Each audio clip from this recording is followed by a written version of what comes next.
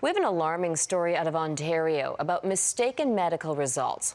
Health officials are reviewing the results of 3,500 CT scans and mammograms at 2 hospitals for possible errors. So far, 3 patients had their scans misread. And as Christina Stevens reports, Ontario health officials are trying to figure out how to make sure it doesn't happen again. 28-year-old cancer patient Huda Raffel is flooded with emotion.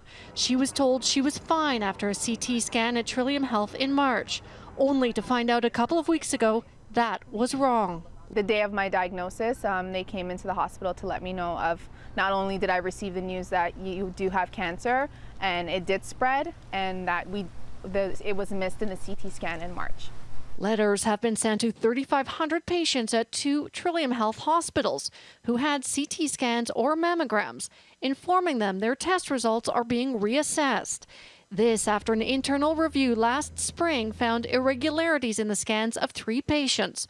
One of them turned out to have been misdiagnosed and faced a clinically significant event. And what I mean by that is that treatment could have happened earlier, and it could have happened earlier in the care of that patient. He would not provide more details, citing patient confidentiality. The hospital confirms one radiologist, Dr. Ivo Slezic, was involved. His privileges were suspended April 1st. The case is reminiscent of a Quebec investigation, which revealed a radiologist had missed more than 100 cancer cases in his analysis of mammograms over a 2-year period. Problems with diagnostic imagery analysis in BC and Alberta have led to change.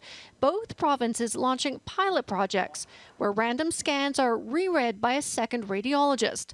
Ontario's Minister of Health says she's open to ideas. Our quality oversight is in place. It is happening. If there's a way to make it stronger, I will always want to look very seriously at that. Raffel hopes something is done to prevent anyone else from going through what she has. What upsets me the most is that was 6 critical months of my life, and that if they had caught it in March, it wouldn't have spread. No matter what, she's determined she'll fight the fight and get through this.